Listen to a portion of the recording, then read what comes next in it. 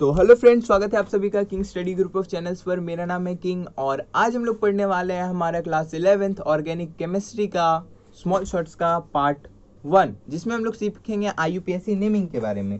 IUPAC naming में अधिकतर लोगों को दिक्कत होती है। जिनको भी प्रॉब्लम है, इस वीडियो को आप ध्यान से देखें और पूरा देखें, तो आप लोगों को IUPAC नेमिंग के बारे में अगर आप सीख भी नहीं पाए तो भी आप लोगों को बहुत सारे ऐसे डिटेल मिल जाएंगे जिसकी मदद से आप और अच्छे से IUPAC नेमिंग को सीख सकेंगे।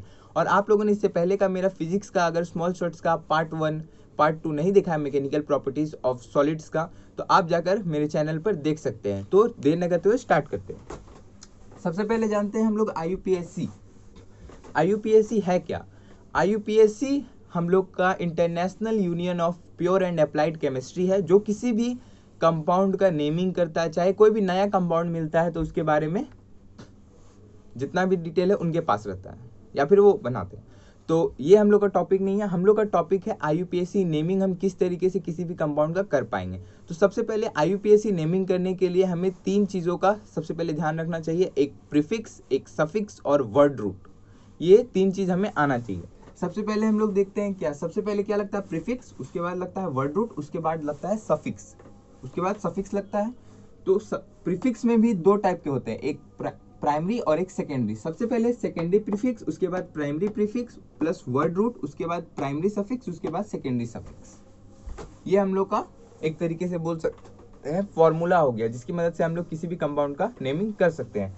दूसरा हम लोग देखते हैं सेकेंडरी प्रीफिक्स। क्या होता है? साइड चेन, सब्स्टिट्यूएंट या फिर ब्रांच।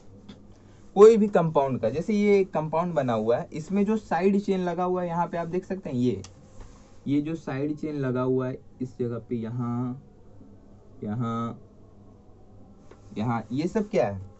ये सब इसका सेकेंडरी प्रीफिक्स है। क्या है secondary prefix? Side chain, substituent या फिर ब्रांच। अब हम लोग देखते हैं एग्जाम्पल क्या क्या होते हैं हमारे सेकेंडरी प्रीफिक्स का।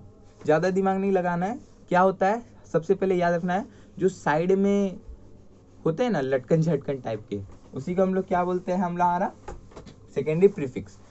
सबसे पहले एफ से क्या होता है? फ्लोरो, Cl से क्लोरो, Br से ब्रोमो, H से हेलोजन, I से आइडो, NO2 से नाइट्रो, NO से नाइट्रोसोम, ONO से नाइट्राइड, CH3 से मिथाइल, C2H5 से इथाइल, C3H7 से प्रोपाइल। ये सब क्या है? हमारे secondary prefix, secondary prefix.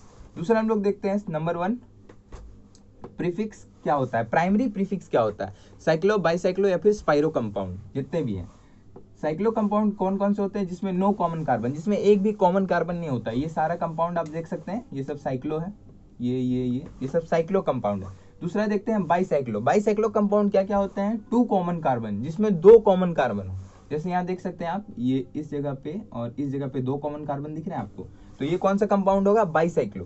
Third हम लोग देखते हैं स्पाइरो कंपाउंड। स्पाइरो कंपाउंड वैसे कंपाउंड होते हैं जिसमें 1 कॉमन कार्बन हो, 1 कॉमन कार्बन, जैसे ये वाला और ये क्या है? स्पाइरो कंपाउंड है। दूसरा हम लोग देखते हैं वर्ड रूट। वर्ड रूट हमें क्या बताता है? Tell us about the number of carbon in organic compound. किसी भी ऑर्गेनिक कंपाउंड में कितने नंबर ऑफ कार्बन है, वो हमें कौन बताता है? वर्ड रूट बताता है। कौन? Word root. वर्ड रूट क्या क्या होता है? मिथ, अगर 1 रहेगा तो मिथ, 1 कार्बन रहा तो मिथ, 2 कार्बन रहा तो इथ, 3 कार्बन रहा तो प्रॉप, 4 कार्बन रहा ब्यूट, 5 कार्बन रहा पेंट, 6 कार्बन रहा हेक्स, 7 कार्बन रहा हेप्ट, 8 कार्बन रहा ऑक्ट, 9 कार्बन रहा नॉन, 10 कार्बन रहा डेक।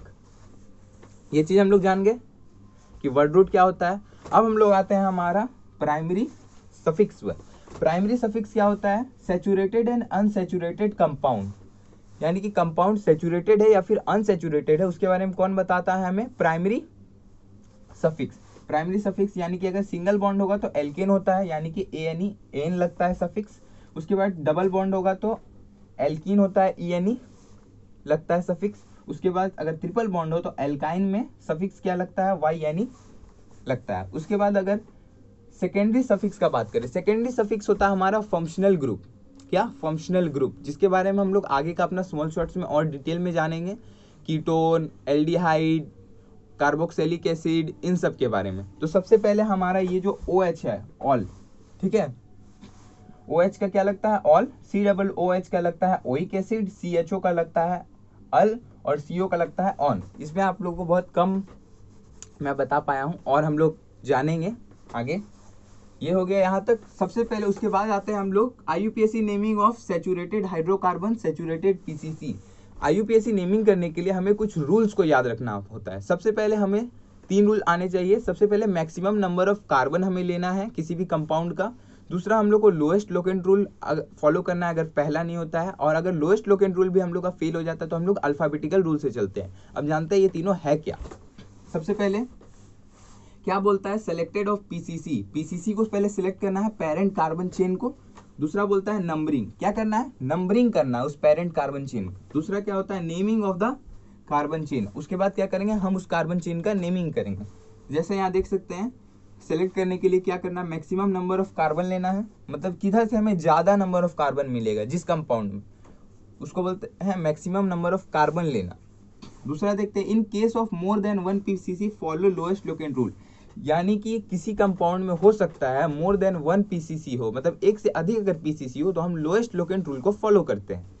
लोएस्ट लोकेंट रूल क्या है, कंपाउंड का जब एग्जांपल बताएंगे तो और अच्छे से समझ में आएगा। If all lowest number is same then number is done according to alphabetical rule.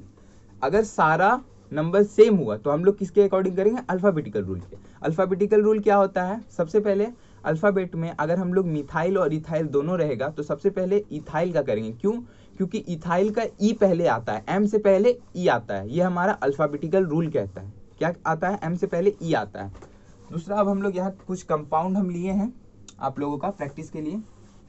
सबसे पहले ये जो मेरा कंपाउंड है, सबसे पहले क्या करेंगे, सेलेक्टेड करेंगे। सेलेक्ट करेंगे किसको, पेरेंट कार्बन चेन को। पेरेंट कार्बन चेन कौन होगा, जिसमें मैक्सिमम नंबर ऑफ कार्बन हमको मिल जाए। मैक्सिमम नंबर ऑफ कार्बन कहाँ मिल रहा है, यहाँ पे देखिए 1 2 3 4 5 6 7 मिल गया। अगर हम इधर से करते तो उतना कार्बन नहीं मिलता, इधर से भी करते उतना कार्बन हमको नहीं मिलता। हम इधर से किए, हमको कार्बन मिल गया। अब हम लोग देखते हैं यहाँ पे साइड चेन क्या क्या है।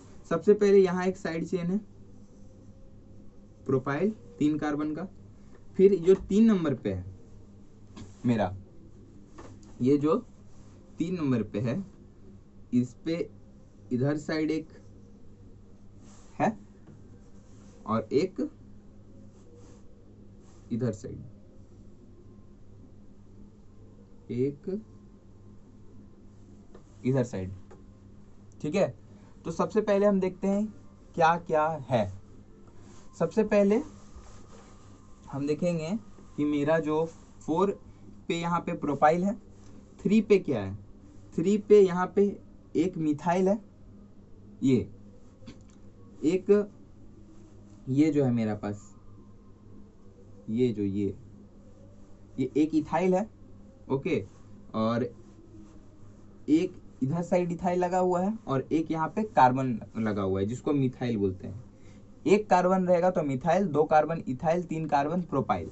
तो अब इसका हम नेमिंग करेंगे। सबसे पहले क्या, 3 पे क्या क्या है, 3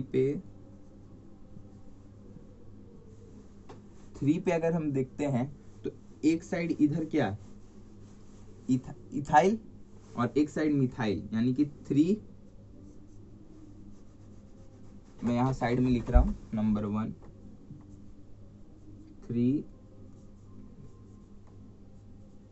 इथाइल 3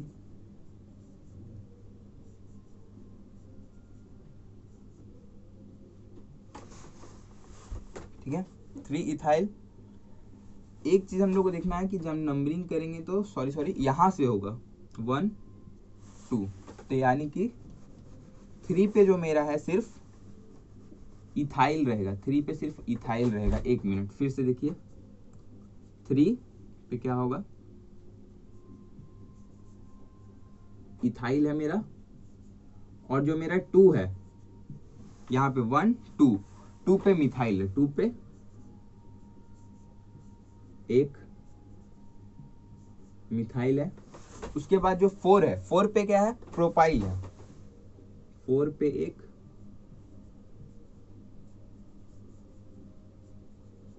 प्रोपाइल है।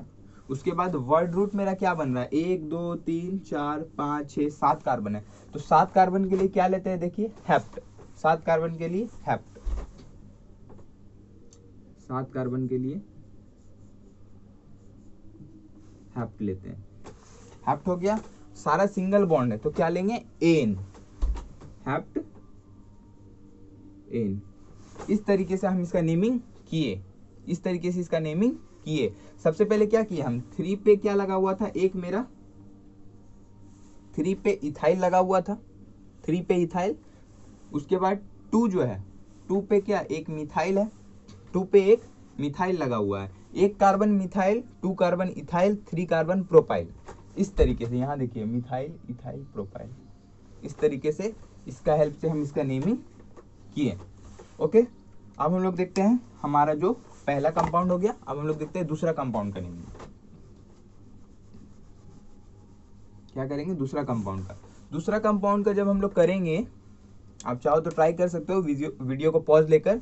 दूसरा कंपाउंड का करेंगे तो ये एक सब्स्टिट्यूएंट यहाँ लगा हुआ है, एक सब्स्टिट्यूएंट यहाँ लगा है, एक सब्स्टिट्यूएंट मेरा यहाँ लगा हुआ है। हम इधर से करते हैं 1 2 3 4 5 6 हो गया। सबसे पहले क्या क्या लगा हुआ है, 3 पे जो है क्या लगा हुआ है, एक इथाइल लगा हुआ है, 3 पे एक इथाइल है, 3 पे एक इथाइल लगा हुआ है। उसके बाद 2 और 4 पे क्या है, मिथाइल लगा हुआ है, तो यहाँ पे 2,4 डाई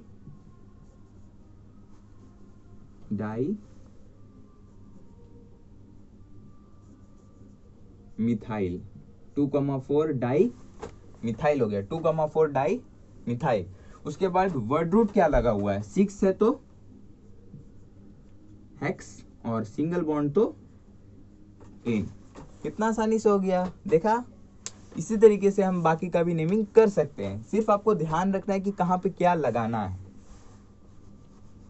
ये सिंपल कंपाउंड सब में। उसी तरीके से इसका भी नेमिंग हम लोग कर देते हैं। इसका भी अगर नेमिंग करेंगे तो यहाँ पे क्या, 1 2 3 4 5। सबसे पहले क्या लिखेंगे, 3 इथाइल, 3 पे क्या है, एक इथाइल है। उसके बाद 2 और 4 पे क्या है, नाइट्रो है, नाइट्रो 2 और 4 पे 2,4 नाइट्रो। और कितने कार्बन चेन का है मेरा, 5 कार्बन यानी पेंट, क्या लगेगा, पेंट। उसके बाद एन, पेंट एन हो गया। इसका भी नेमिंग कर दिए, बाकी का भी करते हैं जल्दी। अब उसके बाद ये वाला जो है कंपाउंड, इसमें एक ये यहाँ पे है, एक यहाँ पे है। सबसे पहले क्या करेंगे, 1 इधर से नेमिंग करते हैं, 1 2 3 4 5। क्या क्या लगा हुआ है, सबसे पहले 2 पे ब्रोमो, 2 पे ब्रोमो लगा हुआ है, ब्रोमो। उसके बाद 4 पे क्या लगा हुआ है, क्लोरो लगा हुआ है। उसके बाद कार्बन चेन कितना है, 5 का, तो पेंट और सारा सिंगल बॉन्ड है तो एन, पेंट एन हो गया, पेंटेन। 2 ब्रोमो 4 क्लोरो पेंटेन, इसका भी नेमिंग कर दिए। अब लास्ट कंपाउंड ये बचा हुआ, इसका नेमिंग करते हैं। सबसे पहले इसमें क्या देखते हैं, इसमें सॉरी, ये वही कंपाउंड है, इसका नेमिंग हमको करने का जरूरत नहीं है। ठीक है, हो गया। आज हम लोग सीख लिया हमारा IUPAC नेमिंग हम लोग किस तरीके से सिंपल कंपाउंड का करेंगे, लेकिन जब हमारा मल्टीपल कंपाउंड आएगा या फिर कॉम्प्लेक्स कंपाउंड आएगा उसका किस तरीके से सीखेंगे, उसके बारे में हम लोग जानेंगे हमारा स्मॉल शॉर्ट्स का पार्ट 2 में। तो देखना ना भूलिएगा हमारा स्मॉल शॉर्ट्स का पार्ट 2 IUPAC नेमिंग का। Thank you.